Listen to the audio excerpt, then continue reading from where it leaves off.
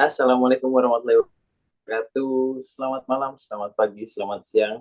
Eh, Teman-teman dimanapun kalian berada dan kapanpun kalian sedang menontonnya.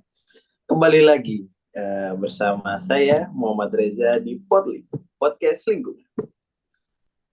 Dan pada hari ini kita sudah kedatangan beberapa tamu penting untuk membahas tentang dua materi utama. Yang pertama adalah emisi karbon dari smelter nikel dan industri tahu. Nah, sedikit uh, penjelasan tentang smelter nikel. Kita masuk ke materi yang pertama dulu nih. Berdasarkan laporan US Geological Survey tahun 2021, total sumber daya nikel dunia adalah sekitar 300 juta ton nikel, di mana 60% berupa deposit laterit dan 40% berupa deposit sulfida. Total cadangan dilaporkan sejumlah 94 juta ton nikel dengan jumlah cadangan terbesar berada di Indonesia. Di Indonesia, nikel dan kobalt secara dominan terdapat dalam endapan laterit. Deposit nikel laterit di Indonesia terbesar di Sulawesi Selatan, Sulawesi Tengah, Sulawesi Tenggara, Halmahera, dan Papua.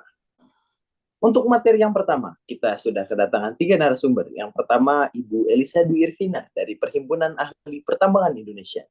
Yang kedua, Halo. ada Ibu Ori Fiasih dari Praktisi Pertambangan.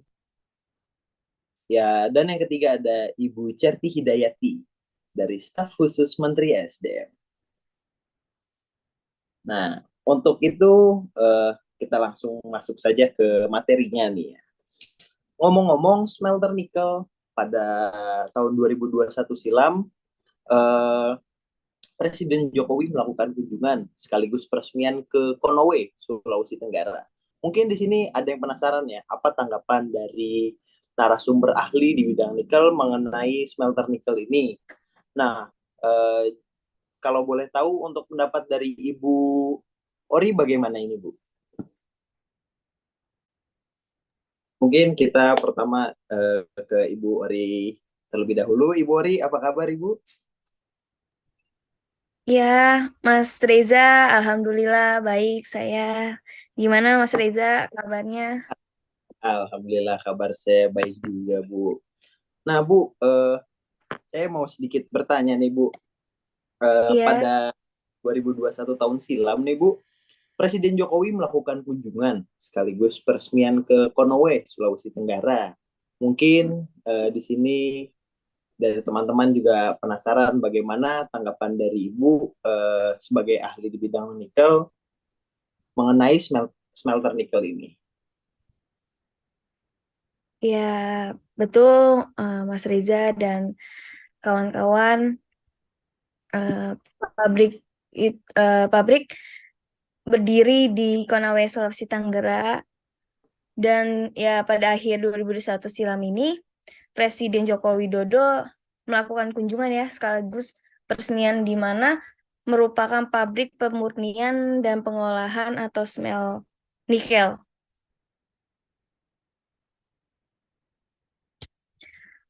Pabrik dibangun oleh PT Gunboster Nickel Industry atau yang bisa disebut kita singkat dengan GNI, yang terafiliasi langsung oleh perusahaan baja asal Cina Jiangsu Deong Nickel Industri. Dalam sambutannya Pak Jokowi menyatakan optimis soal ferronikal yang bakal dihasilkan lewat smelter ini ya. Dan hal itu bisa dijadikan biji nikel yang diolah punya nilai belasan kali lipat lebih tinggi. Dan pernyataan Jokowi pada saat itu memberi pertanda ya bahwa nikel adalah komoditas yang sedang diusahakan pemerintah berkali-kali. Dan yang menarik dari semua tempat di Indonesia, ya Pulau Sulawesi jadi tujuannya.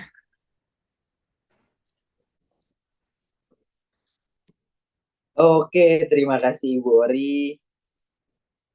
Sangat menarik ya jika kita berdiskusi tentang nikel ini. Mungkin dari Ibu Vina boleh diceritakan sedikit kah Bu mengenai mengapa Pulau Sulawesi menjadi salah satu tujuan dan asal muasalnya ya Bu? Oke, baik Mas Reza. Apa kabar Mas Reza? Kabarnya baik ya Alhamdulillah Mas? baik, Bu. Mohon maaf, Bu, saya lupa. Bagaimana kabar Ibu juga, Bu? Alhamdulillah baik Mas. Oke, berarti kenapa asal muasalnya Sulawesi jadi sumber nikel ya Mas? Iya, betul, Bu. Mengenai hal itu sebenarnya eksplorasi mineral nikel sendiri di Sulawesi itu sudah dimulai sejak abad 20 ya, Mas Reza, seperti itu. Jadi sedikit cerita asal muasalnya. Jadi pada tahun 1901, peneliti Belanda bernama Krut itu melakukan penelitian di pegunungan Verbeek ya, Sulawesi Selatan. Nah, tidak jauh setelahnya dari itu, pada tahun 1909, itu ada ahli geologi asal Belanda, itu Isi Abendanon, itu meneliti kandungan mineral nikel di Pomala, Sulawesi Tenggara. Meskipun sudah diteliti dan dimulai sejak periode 1900-an, eksplorasi nikel ini sebenarnya di Sulawesi baru benar-benar terwujud itu lebih dari 2 dekade setelahnya, tepatnya pada tahun 1935, ketika Bon Tolema Sapic atau anak perusahaan Osborneo itu melakukan eksplorasi biji nikel di sekitar Pomala, Kolaka, Pulau Maniang, dan Pulau Lemo. Seperti itu. Dan perusahaan ini menemukan endapan biji nikel berskala besar. Dan pada saat itu atau pada tahun 1938, bahkan mereka itu bisa mengirim 150.000 ton biji nikel ke Jepang. Nah, geliat eksplorasi ini makin masif setelah Orde Baru berkuasa ya. Pada saat itu, pada saat Soeharto, rezim Soeharto itu lewat undang-undang penanaman modal asing itu menawari sejumlah negara untuk calon investor untuk mengelola penambangan nikel di Sulawesi dalam wujud kontrak karya. Nah, pemerintah pada saat itu beralasan bahwa Indonesia ini adalah pusat nikel yang dapat menyumbang proporsi sekitar 15% dari cadangan nikel dunia. Dan simpanan itu tersebar di Sulawesi dari Sorowako, Hulu Balang, mohon maaf, Pomala, hingga Pulau Maniang, seperti itu. Nah, ini bisa lihat di tampilan layar ya, teman-teman. Jadi di Hulu Balang ini ternyata pada saat itu terdapat nikel 320.000 ton, untuk Sorowako 700.000 ton, kemudian untuk Pulau Maniang itu 62.000 ton, dan untuk Pomala itu sebesar 1,37 juta ton. Dan pada tahun 1968, kontrak karyanya yang sebenarnya itu akhirnya diberikan ke perusahaan asal Kanada, yaitu International Nickel Company, dengan pelaksanaan di lapangan itu adalah PT International Nickel Indonesia, yang beroperasi di Sulawesi Selatan, Tenggara, serta Tengah. Dan keberadaan PT Inco ini mendorong ekspor biji nikel secara besar. Grafisnya tuh memperlihatkan trennya itu meningkat mulai dari tahun 1969 sampai 1976 dan bertahan hingga kini. Itulah asal muasal kenapa Sulawesi itu tumbuh subur dengan nikel, Mas Reza. Seperti itu. Wah, menarik sekali ya, Bu. Kalau boleh tahu, Bu, eh, apakah ada riset, Bu, yang dijadikan pegangan mengenai mengapa Sulawesi itu bisa tumbuh subur dengan nikel? Oke, baik. Mengenai riset ya, Mas Reza. Ini pas sekali nih pertanyaannya Mas Reza. Jadi risetnya itu ada 2 riset ya yang bisa kita jadikan pegangan. Ini ada tampilan di layar ya.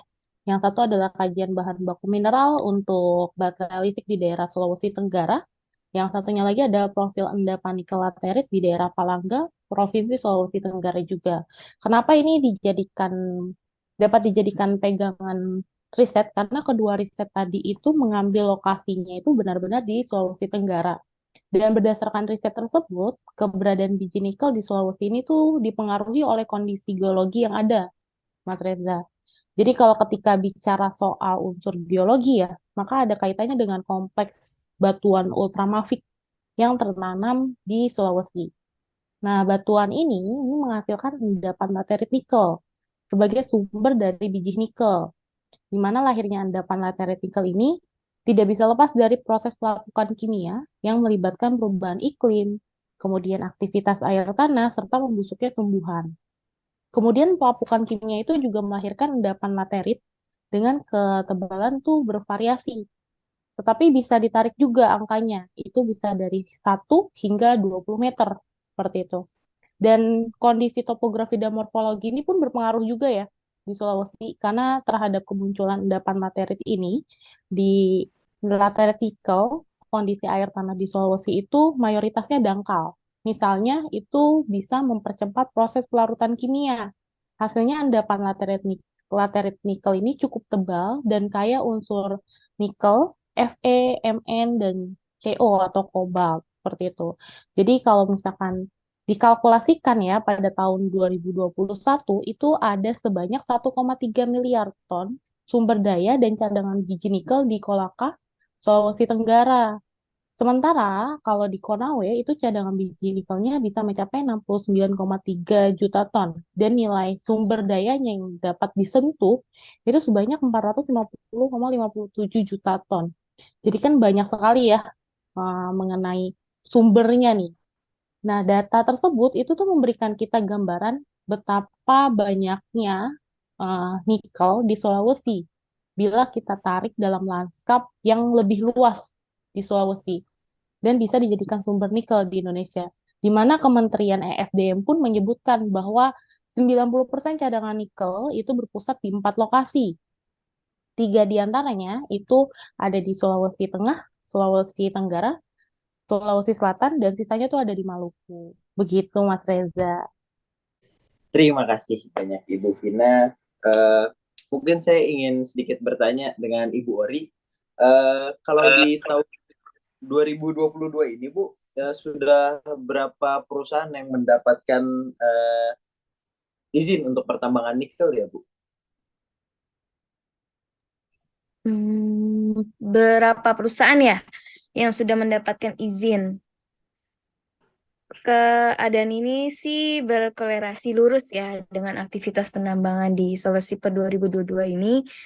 Pemerintah sudah menerbitkan lebih dari 250 izin penambangan nikel di Sulawesi, termasuk di dalamnya pembangunan smelter dan lain seperti kontrak karya. Kalau aktivitas penambangan paling banyak ada di Sulawesi Tenggara ya. Yang terbaru pemerintah telah meresmikan pembangunan pabrik smelter nikel milik PT Val Indonesia atau dulu INCO di Blok Pomala, Kolaka, Sulawesi Tenggara. Itu Mas Reza. Terima kasih Ibu Ori untuk informasinya. Wah, kalau kita lihat pemerintah ini berarti sangat aktif ya untuk tentang nikel ini. Mungkin selanjutnya eh, saya ingin berbincang dengan Ibu Certi. Halo Eh, Mas Reja, Halo Bu, bagaimana kabarnya Bu?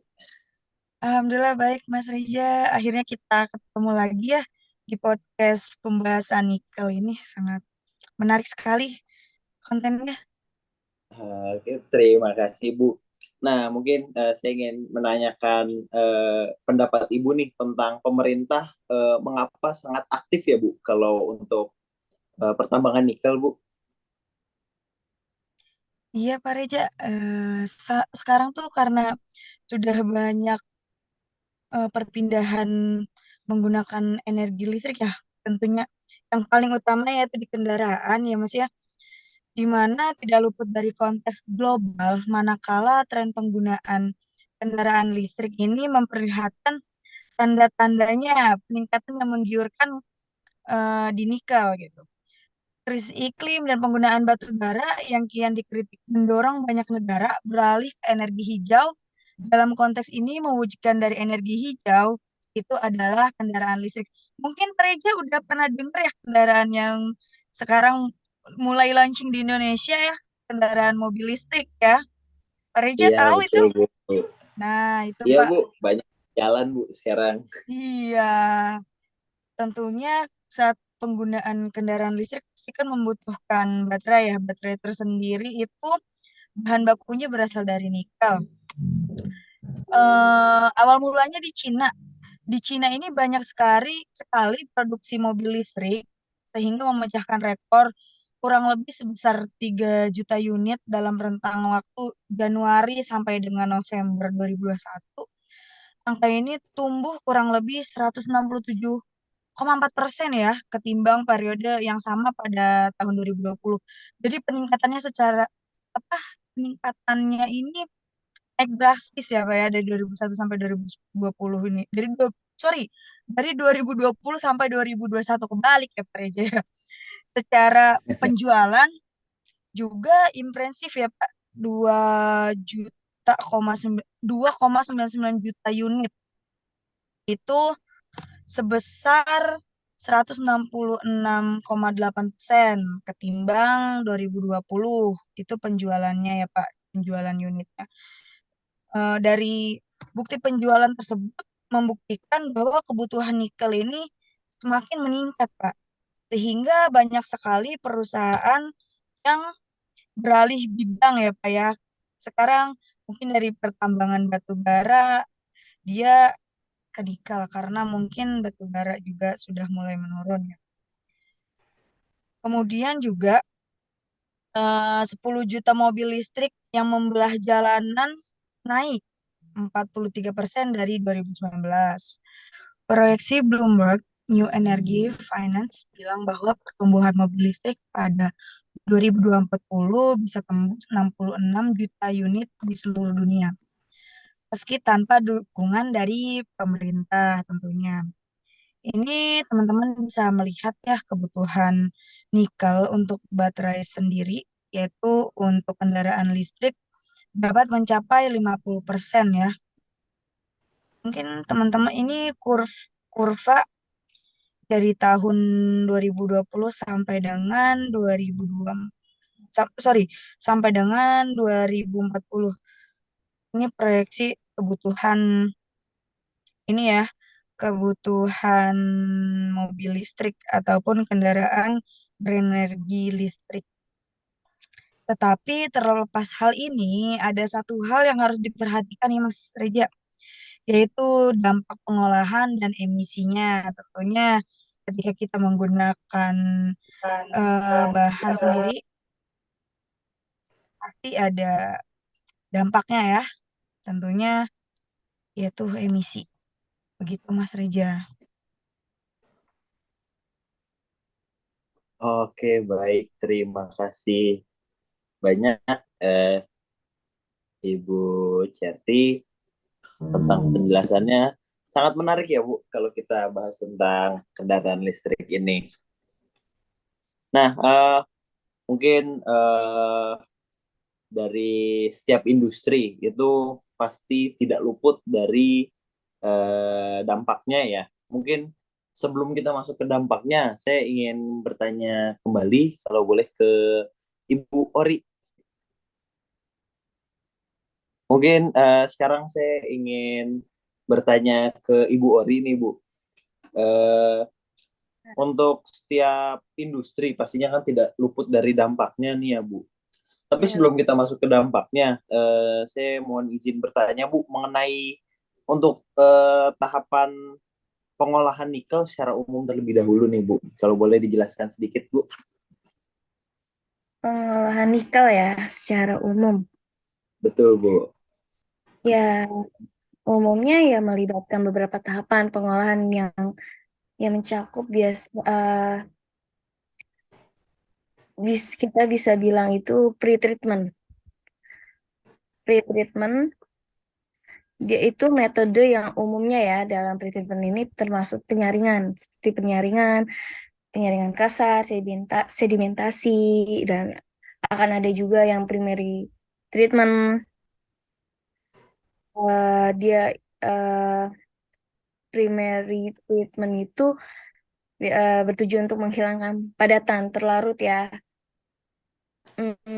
Biasanya itu meliputi sedimentasi, pengendapan, pengolahan fisik, terus akan adanya juga secondary treatment, penggunaan proses biologis untuk menghilangkan senyawa organik ya yang terkandung dalam limbah si nikel ini. Terus ada tertiary treatment, pengolahan tersier sebagai tahap terakhir dalam pengolahan limbah nikel ya untuk bertujuan menghilangkan kontaminan yang tersisa itu. Kan penggunaan proses fisik kimia ya seperti filtrasi lanjutan seperti itu. Terus uh, uh, untuk nikel ini bisa dilihat ya tampilan layarnya ada ilustrasi lapisan endapan laterit dan komposisinya ya. Di sini paling atas itu bagian paling atas bisa disebut iron cap yang kadar besi Fa itu yang tinggi, paling tinggi kadarnya. Bisa dilihat kan dia lebih dari 50%, komposisinya yang overburden bagian lapisan tanah yang menutupi langsung bahan galian gitu. Metode ekstrasinya ya. Zona limonit. Biasanya disebut zona limonit. Dia itu dibedakan menjadi dua, yaitu hematik dan geotit. Kan itu juga ada garis ya, bisa dilihat komposisinya juga berapa persennya dari nikel, terus karbon CO-nya, terus besinya, ya, dan lainnya. Terus dengan metode limonit ini, dengan metode ekstrasinya itu hidrometalurgi. Hidrometalurgi ini cara pengolahan logam dari batuan atau ya bijinya ya. Ini dengan menggunakan pelarut berair yang biasanya pelarut berair ini namanya aqueous solution. Itu dan hidrometalurgi ini gimana ya? Dia itu bagian termasuk metode ekstraksi dari limonit sama dengan hidrometeorologi yang biasanya itu kita bisa sebut namanya proses Caron gitu. Metode pirometeorologi ini dia proses pengeringan gitu, seperti pengeringan. Terus ada saprolit ya, bisa dilihat dia itu hasil pelapukan batuan ultramatik gitu.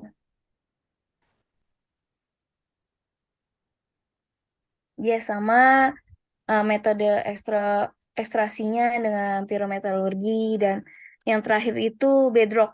Bedrock itu lapisan batuan dasar ya paling bawah yang ya bisa dibilang tidak diproses gitu. Mungkin itu yang bisa saya jelaskan kawan-kawan dan Mas Reza. Mohon maaf apabila agak belbit ya. Memang Oke, terima kasih banyak Bu. Oke, mungkin kalau kita sudah membahas tentang tahapannya nih Bu, dari sisi mumpuni industri nikelnya ya, mungkin kita masuk kayak yang tadi awal saya sebutkan, setiap industri pasti ada dampaknya ya Bu. Kalau boleh tahu nih Bu, dampak dari pengolahannya ini apa ya Bu? kalau untuk dampak bisa uh, dengan Bu Certi mungkin. Oh iya, Bu Ori, terima kasih tadi sudah menjelaskan tentunya dari industri nikel tersebut. Menurut saya bukan hanya industri nikel ya, teman-teman, tapi apapun itu kegiatan pasti akan menimbulkan dampak ya. Nah, Mas Reja, di Indonesia sendiri, tepatnya di Morowali, karena industri Park ini ada di sebuah kawasan industri pengolahan nikel berasal dari perusahaan Cina yang bernama China Shanghai Design Investment itu menguasai 49,69% saham Namun di balik gegap gempita dan masih punya penambangan nikel, terdapat dampak yang mesti dihadapi. Laporan dari Walhi menyatakan aktivitas tambang nikel ini milik tiga perusahaan di Luwu Timur telah menyebabkan habitat flora dan fauna di sana terancam, Mas. Di samping hilangnya daerah tangkapan air, juga pemantauan dan investigasi Walhi juga memperlihatkan luas deforestasi akibat penambangan nikel sendiri di Sulsel ini, yaitu mencapai lebih dari 4.000 hektar, sedangkan di sisi lain penambang nikel juga turut membuat pendangkalan di danau ya, di Danau Mahalona, salah satu danau di danau ini merupakan danau purba ya Mas ya, di Luwu Timur. Selanjutnya, aktivitas penambangan turut mencemari sungai, Sungai Lauli, Sungai Lauli Wong. Namanya Sungai Lauli Wong. Sungai ini keruh Mas karena hasil dari industri nikel tersebut. Dan sebanyak lebih dari 40 hektar juga konsesi tambang nikel di Sulsel masuk kawasan hutan lindung. Jadi rusak hutan lindung ya Mas ya, karena mungkin pembukaan lahan yang harusnya lahan tersebut dijadikan sebagai flora dan fauna, tetapi kita buka lahannya menjadi industri, itu juga salah satu dampaknya ya. Kemudian di Pegunungan Verbeck, di luar ancaman lingkungan, baru-baru ini aktivitas penambangan nikel di Sulawesi juga disorot lantaran keselamatan kerja. Ini bersangkutan dengan K3 ya Mas ya. Karena yang sering saya lihat dari beberapa perusahaan nikel bukan hanya nikel, yaitu perusahaan yang berbasis tambang itu tidak mementingkan keselamatan dari pekerjanya sendiri. Mereka hanya mementingkan keuntungan dan keuntungan, tetapi tidak memperhatikan keselamatan. Dan konflik antara pekerja dan perusahaan, mungkin pembayaran yang tidak seimbang dengan kapasitas pekerjaan ya. Mungkin itu Mas dampak-dampak, sedikit dampaknya ya, dampak lingkungannya dan dampak sosial ya, sosial terhadap pekerjanya sendiri. Itu Mas Reja. Mungkin gimana Mas Reja? Oke, terima kasih Bu atas tentang informasi tentang dampak dari nikel ini. Nah, saya juga pernah dengar Bu di berita bahwa ada kejadian mengenai dua pekerja yang menjadi korban jiwa di salah satu pabrik di daerah Morowali Utara. Mereka menjadi korban karena kebakaran, Bu. Nah, kalau menurut Ibu itu bagaimana ya, Bu? Ya Mas Reja, betul sekali Mas untuk informasi tersebut, di mana satu pabrik di Morowali yang mengakibatkan satu korban jiwa hingga tewas ya karena kebakaran. Dan tidak lama setelahnya, masih di tempat yang sama, ada bentrok antara pekerja tambang pemecah yang menyebabkan dua orang tewas, buntut dari tuntutan pekerja ke perusahaan yang tidak kunjung dipenuhi. Karena banyak banget perusahaan-perusahaan di sana, Mas, yang tidak memenuhi standar sehingga tidak ada mungkin tidak ada asuransi ya mungkin setelah terjadinya hal tersebut gitu. Dan ada beberapa tuntutan yang digaungkan adalah soal PHK, upah serta keselamatan kerja. Jadi setelah proses PHK berlangsung, pekerja di PHK, upah yang diberikan oleh perusahaan ini tidak sesuai dan tidak memenuhi undang-undang di Indonesia, yaitu Undang-Undang Ketenaga Kerjaannya. Dan juga emisi karbon dari pengolahannya itu bisa dilihat dari tabel yang sudah saya berikan ke Mas Reja ya sebelumnya.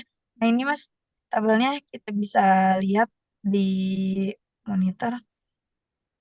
Ada energi itu meliputi elektrikal atau coal, natural gas, oil, hidro, wind, solar, biomas, dan masih banyak lagi. Itu beberapa dampak yang dihasilkan dari industri nikel sendiri, Mas Raja. Mulai dari pekerja dan juga lingkungan atau emisi karbon ini sendiri. Jadi dari industri nikel ini bukan hanya terhadap lingkungan, Mas, tapi dampaknya juga terhadap sosial masyarakat ya, karena sudah meliputi pekerja. Jadi bentrokan-bentrokan ini sangat disayangkan sekali sampai dengan terdapat korban jiwa ya, gitu, Mas. Jadi kita sebaiknya sebelum melakukan industri itu sebaiknya dibuat dulu ya AMDALnya dan dianalisis mengenai dampak lingkungannya, dampak sosial masyarakat, serta dampak ekonomi bagi lingkungannya seperti apa. Agar hal yang tidak diinginkan seperti ini tidak terjadi di kemudian hari. Seperti itu, Mas, dampaknya. Bu. Nah, untuk Izin. sumber yang tadi eh, Ibu Certi paparkan, ini sumbernya didapat dari artikel Energy Consumption and Greenhouse Gas Emission of Nickel Products dari website www.mdpi.com/journal/energies.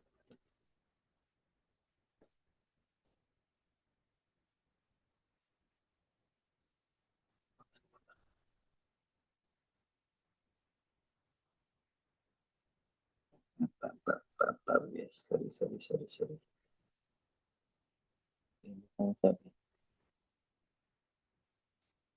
Nah, terkait dari dampak-dampak tersebut nih, Bu, mungkin saya ingin bertanya ke Ibu Elisa, apakah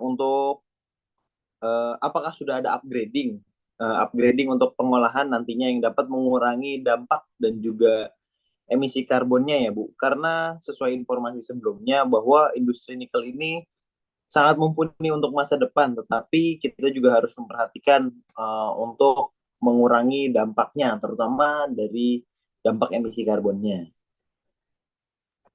Oke, baik Mas Reza. Mohon izin menambahkan mengenai upgrading ya, atau upgrading pengolahan. Tentunya pemerintah juga pastinya memikirkan hal ini. Salah satunya yaitu Direktur Utama PT Freeport Indonesia atau Tony Wenas itu mengumumkan bahwa pabrik smelter PT Freeport yang sedang dalam pembangunan di Gresik, Jawa Timur akan menggunakan teknologi itu untuk mengubah karbon dioksida atau CO2 menjadi oksigen. Hal ini tuh dilakukan untuk mengatasi kekurangan oksigen di lokasi pabrik smelter tersebut ya, Mas Reza. Mas Reza. Dan program sustainability ini PT Freeport Indonesia juga mencakup pengelolaan lingkungan dengan tujuan mencapai emisi karbon neto nol atau zero gitu. Dan selain itu pun pada rapat dengar pendapat antara Komisi 7 DPR Republik Indonesia dengan PT Freeport Indonesia dan juga PT Smelting ini menjelaskan bahwa biaya untuk membeli teknologi yang diperlukan dalam pengolahan limbah dan mengubah karbon menjadi oksigen itu telah dimasukkan dalam rencana pembangunan pabrik smelter. Nah, program ini pun juga mencakup reklamasi lahan bekas tambang ya, itu dengan cara kita menanam pohon mangrove di sekitar 100 hektar lahan pantai untuk membersihkan air dan menyerap logam berbahaya. Dan PT Freeport pun juga sudah berkomitmen untuk menurunkan emisi karbon ya sebesar 30% pada tahun 2030 nantinya. Dan memiliki rencana untuk menanam pohon mangrove itu di 10.000 hektar lahan pada tahun 2041. Itu adalah rencananya. Dan selain itu pun mungkin sedikit menginfokan bahwa ada produsen palladium dan nikel yang terbesar di dunia dan berbasis di Rusia yaitu Norilsk Nickel itu telah mengembangkan metodologi dan model untuk menghitung jejak karbon dari semua produknya. Nah, metodologi ini mengikuti prinsip from cradle to gate dan telah disertifikasi sesuai dengan standar ISO 14040 dan ISO 14044. Seperti itu, Mas Reza. Wah, sangat menarik ya, Bu, untuk cara mengantisipasinya tersebut. Nah, eh, sebelumnya saya ingin berterima kasih pada Ibu Elisa, Ibu Ori, dan Ibu Cerdi karena untuk sesi pertama sudah selesai. Sedikit menarik kesimpulan dari hasil pembahasan kita dengan 3 narasumber, Ibu Ori, Ibu Elisa, dan Ibu Certi. Sulawesi merupakan pusat nikel yang mungkin di mana nikel merupakan industri yang menjanjikan di masa depan yang cerah untuk pendapatan negara serta untuk serapan tenaga kerja, hingga ambisi mendukung penanggulangan krisis iklim adalah contoh masa depan itu. Namun rumitnya dampak yang dihasilkan juga ikut menyertai, dan sekarang tinggal kita menunggu bagaimana langkah yang dilakukan dari pemerintah untuk mengantisipasi dampak-dampak yang akan terjadi. Nah, terima kasih untuk Ibu Ori, Ibu Elisa, dan Ibu Certi atas pemaparan materi-materinya. Terima kasih Selanjutnya, kembali Mas Reza. Sehat-sehat. Semoga Spotlinknya terus berlanjut karena memberikan informasi-informasi yang menarik ya. oke, amin, amin, amin. Terima kasih banyak, Ibu. Kita masuk ke materi yang kedua yang tidak kalah menarik dari materi yang pertama. Ngomong-ngomong, siapa sih yang nggak pernah makan tahu? Tahu adalah makanan yang sangat umum dikonsumsi oleh masyarakat. Nah, untuk materi tentang industri tahu ini, kita sudah kedatangan dua narasumber. Yang pertama ada Bapak Irwan dan Bapak Rizky. Bapak Irwan, saya akan sapa Bapak Irwan terlebih dahulu. Bapak Irwan, apa kabar? Baik, Marisa, apa kabar? Selamat malam semuanya. Seru juga ya bincangnya. Alhamdulillah, kabar saya baik, Pak. Terima kasih telah hadir, Pak, pada malam hari ini. Selanjutnya untuk Bapak Rizky. Bapak Rizky, apa kabar? Selamat malam Bapak Reza dan rekan-rekan, ya sehat. Bapak Reza apa kabarnya? Alhamdulillah, saya baik juga, Bapak. Nah, kita sudah kedatangan dua narasumber yang hebat-hebat ini untuk membahas tentang industri tahu. Mungkin kita langsung saja. Pertama ke Bapak Irwan. Nah, Bapak Irwan, kalau boleh tahu, boleh dijelaskan sedikit nih, Pak. Industri tahu itu seperti apa sih, Pak? Baik, terima kasih Mas Reza atas kesempatannya. Selamat malam rekan-rekan semua. Siapa sih yang nggak kenal tahu ya? Apalagi tahu bulat, tahu sotong. Kan begitu Mas Reza? Betul, Pak. Di sini saya akan menjelaskan sedikit tahu ya. Mengenai tahu sendiri itu terbuat dari kedelai yang diperoleh dari hasil penyaringan kedelai yang telah digiling dengan penambahan air, dan tahu sendiri dikenal sebagai makanan rakyat karena yang harganya murah dan dapat dijangkau untuk sebagai pengganti lauk pauk, menggantikan daging karena harganya lebih murah Mas Reza bila dibandingkan dengan daging atau makanan sejenis lainnya. Lagi pula tahu itu mudah didapatkan.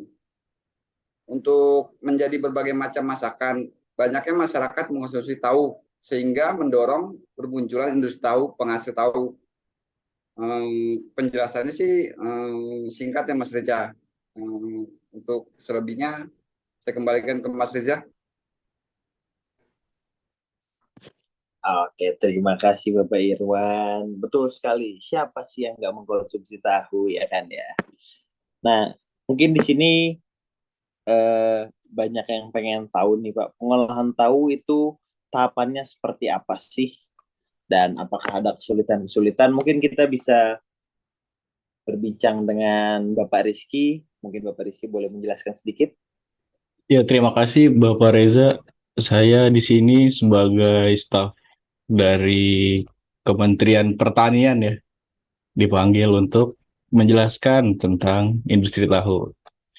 Bapak Reza suka makan tahu tapi sebelumnya ya. Saya sangat suka, Pak. Salah satu makanan favorit. Saya nggak suka Pak, mohon maaf sebelumnya. Jadi saya di sini hanya menjelaskan saja. Tapi itu relatif ya Pak, tidak apa-apa dong. Saya tidak suka juga. Iya, itu bercanda Pak. Oke, saya akan menjelaskan secara singkat ya mungkin ya. Sebelum ngomongin pengolahan nih, sebenarnya industri tahu itu menggunakan 3 energi Pak Reza. Yang pertama tuh sistem boiler sederhana, kemudian sistem listrik, dan sistem diesel. Sistem boiler sederhana digunakan pada saat proses perebusan, sementara diesel dengan bahan bakar solar digunakan dalam penggilingan pada saat listrik padam. Pemilihan penggunaan energi listrik dilihat lebih menguntungkan dari segi biaya dan segi lingkungan. Dan proses produksi tahu terdiri dari beberapa tahapan, yaitu perendaman, pencucian, penggilingan, perebusan, penyaringan, penggumpalan, pengempresan, pencetakan, dan pemotongan. Perendaman kedelai dilakukan selama 4 jam hingga kedelai mengembang dan terdapat buih di sisi-sisi wadah.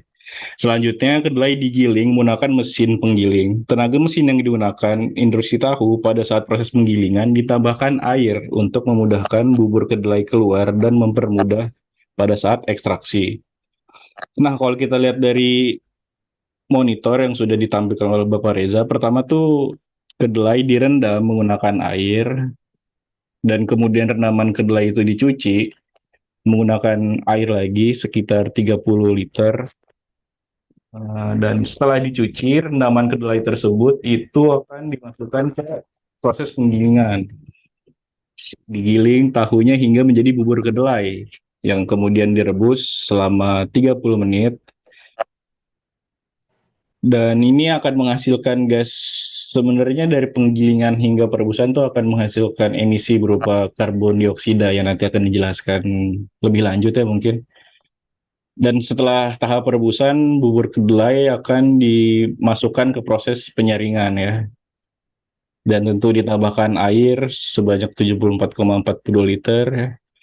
Setelah disaring itu bubur kedelai akan berubah menjadi sari tahu, dan beberapa air tahu yang menyerap kepada sari tahu itu kemudian dimasukkan ke proses penggumpalan hingga tahunya itu menggumpal atau sedikit padat lah ya, dan itu akan menghasilkan limbah whey itu atau air dadih yang nantinya akan disimpan dan akan dibuang. Yang disimpan tuh bakal bisa diproses kembali. Kemudian sari tahu yang telah menggumpal dan air tahu itu kita masukkan ke proses pencetakan yang akan menghasilkan limbah lagi tentunya dari proses ini sebelum dilakukan pemotongan hingga menjadi tahu jadi.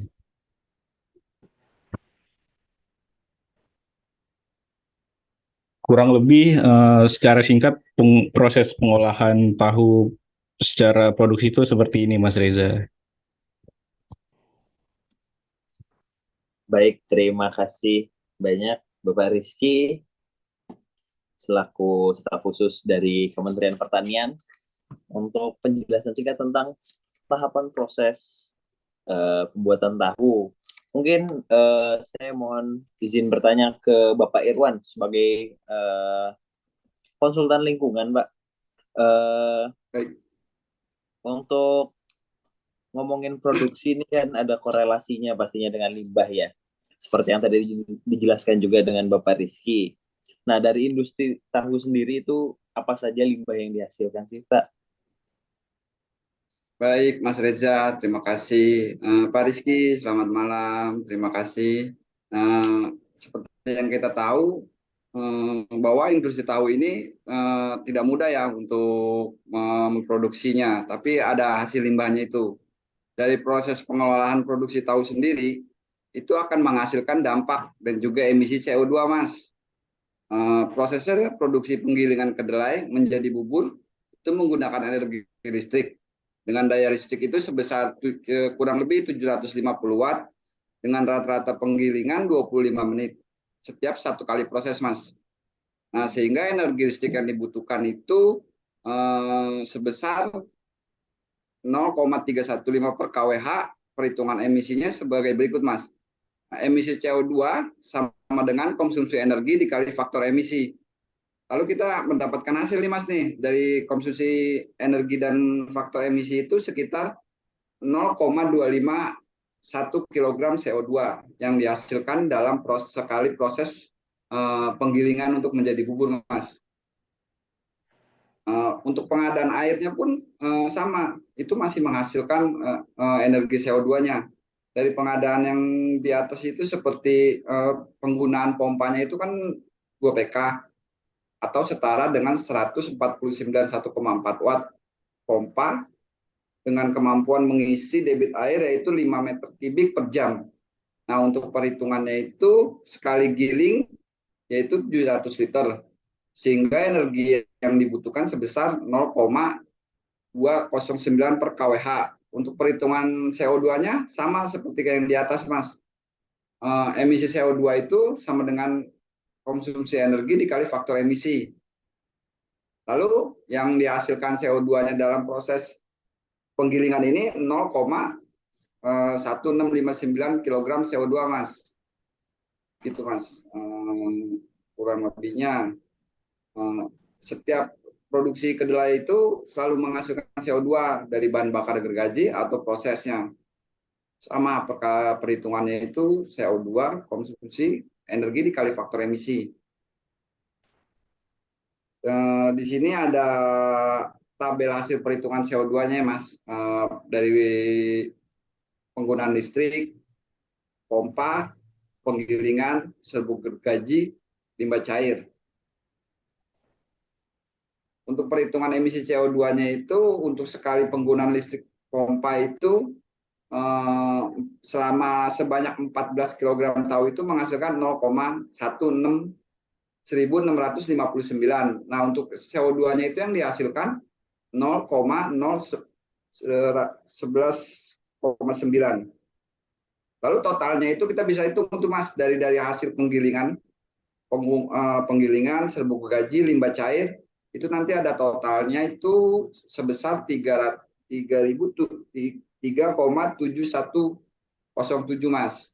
Begitu untuk perhitungan emisi CO2-nya, Mas Reza. Untuk selanjutnya itu kita dari mana sih hasil yang didapatkan dari limbah tahu? Langsung saja ke Mas Rizky ya, bisa menjelaskan, Mas Rizky? Mas Irwan, terima kasih pemaparan yang sangat jelas ya, dan informasi yang kita terima juga banyak dalam hari ini berarti. Ya, dari yang sudah dijelaskan dari proses pengolahan produksi tahu sendiri, itu kan akan menghasilkan dampak juga ya dan emisi. Nah, ini yang seperti di monitor yang sudah ditampilkan oleh Mas Reza, ini adalah garis besar atau kita bisa bilang rangkuman lah dari aspek kegiatan limbah hingga dampak yang dihasilkan ya dari proses pembuatan industri tahu itu sendiri. Ya, jadi ini adalah garis besarnya ya, dari ada aspeknya, kegiatan, limbah, hingga dampak yang dihasilkan dari kegiatan pembuatan tahu. Ada 4 aspek ya dalam garis besar ini, ada dari bahan bakunya, dari tata laksananya, dari limbah, hingga ke teknologinya.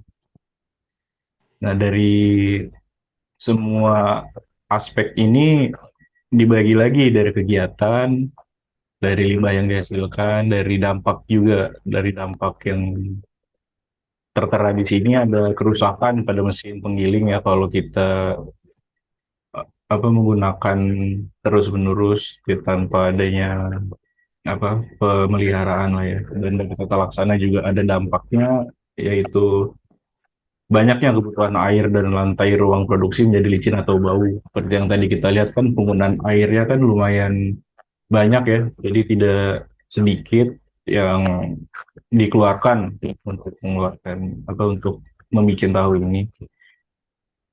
Dan dari segi limbahnya terjadi pencemaran di lingkungan dan industri dan timbulnya bau akibat air limbah itu sendiri. Dari kita tahu sendiri ya, kedelai ketika diolah menjadi tahu itu kan akan meninggalkan residu berupa kotorannya, itu bisa menyempar di lingkungan industri atau lingkungan sekitar kalau tidak diolah secara dengan baik lah.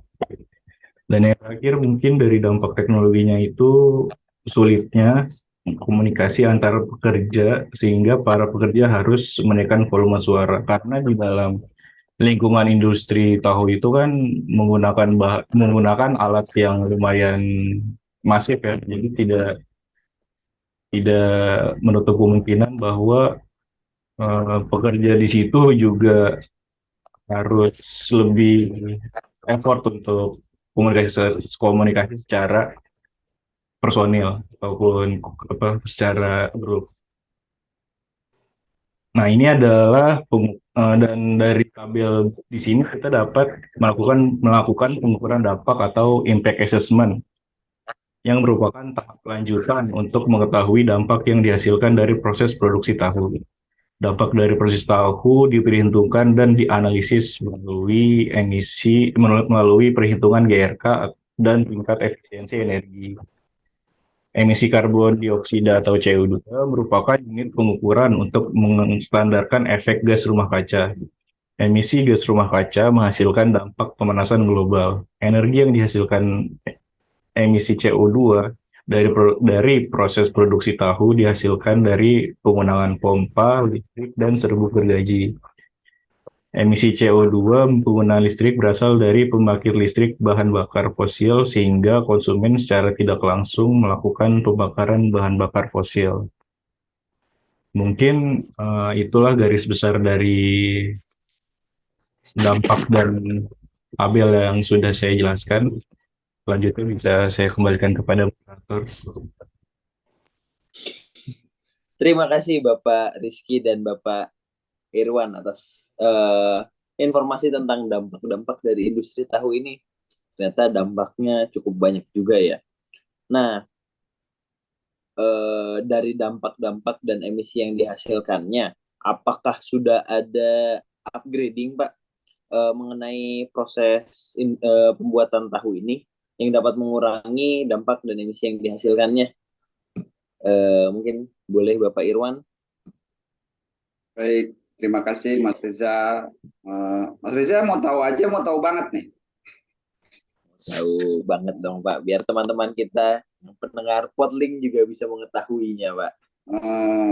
Saya sebagai tim pemerhati lingkungan, tentunya ada Mas, dari hasil pengukuran kinerja dan juga dampak terhadap lingkungan yang ditemukan, upgradingnya agar proses manufacturing tahu lebih efisien dan ramah lingkungan. Lalu apa aja sih yang di-upgrading di industri tahu itu? Nah, setelah saya coba memperhatikan di pabrik-pabrik tahu, upgradingnya itu ada banyak sekali Mas. Yang satu itu pemanfaatan limbah cair. Jadi limbah cair ini nggak usah kita buang lagi Mas, ini bisa kita manfaatkan. Hal ini bisa kita terapkan untuk pada industri tahu masih memiliki kandungan bahan organik yang sangat tinggi. Yang kedua, penggantian sistem perebusan, di mana sistem perebusan dari wajan cor yang terbuka dapat diganti menggunakan sistem ketel uap atau boiler Mas, yang di mana nanti uapnya ini mengakibatkan terjadinya pemborosan energi yang terbuang sekitar 20%-an Mas, sehingga terjadi pemborosan penggunaan bahan bakar dengan mengganti ke sistem boiler, memberikan penghemat bahan bakar sebesar 33% dan waktu pemasakan hingga 50%.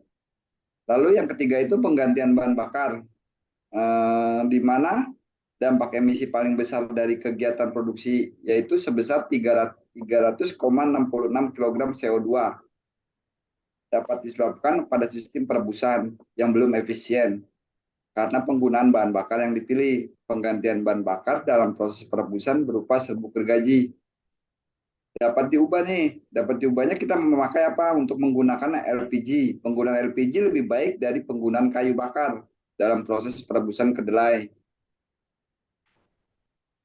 Lalu apa selanjutnya adalah pelaksanaan produksi bersih. Efisiensi penggunaan air dapat dilakukan dengan menggunakan kembali air yang bekas pencucian kedelai untuk pencucian selanjutnya atau digunakan untuk proses perendaman. Selain penggunaan kembali dapat diterapkan pengurangan penggunaan air dalam proses pemasakan dan penyaringan. Memiliki jumlah air paling banyak sebanyak 182 liter untuk 14 kilo sehingga 1 kilo kedelai membutuhkan 13 liter air. Dan untuk upgrading selanjutnya adalah penanaman pohon, yang dimana memang memang diharuskan untuk setiap pabrik ini kan membutuhkan lahan hijau. Gunanya untuk metabolisme untuk melakukan fotosintesis. Dalam proses fotosintesis cahaya matahari dan CO2 merupakan bahan dasar kebutuhan tumbuhan. Hasil dari proses fotosintesis akan menghasilkan energi oksigen, uap air sehingga pohon memberikan peranan penyaring CO2 untuk dihasilkan dan dilepaskan kembali dalam bentuk O2. Untuk upgradingnya itu ada 5 jenis, Mas. Untuk selanjutnya pemaparannya sekian. Saya kembalikan ke Pak Reza. Terima kasih Pak Reza atas kesempatannya. Pak Rizky dan rekan-rekan sekalian dari PT Nikel. Terima kasih.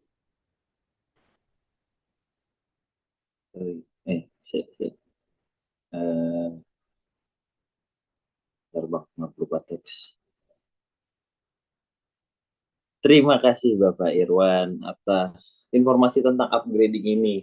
Nah, untuk upgrading ini mungkin akan sangat bermanfaat ya jika bisa diterapkan di semua industri tahu. Siap Pak Reza. Untuk sesi kedua ini materinya tentang tahu sangat menarik ya.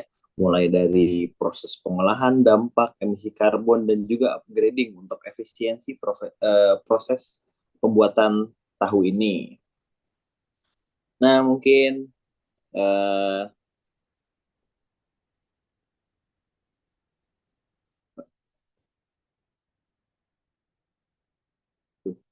bentar. Terima kasih atas semua narasumber yang telah hadir di episode Podly pada hari ini. Sebelum saya menutup Podly pada hari ini, izinkan saya membacakan sebuah pantun. Umur kakek sudah menua, namun tetap mencari kekasih. Semoga bermanfaat untuk semua. Saya undur dan terima kasih. Sekian, wassalamualaikum warahmatullahi wabarakatuh. Waalaikumsalam warahmatullahi wabarakatuh. Terima kasih rekan-rekan semua. Terima kasih. Terima kasih. Dadah.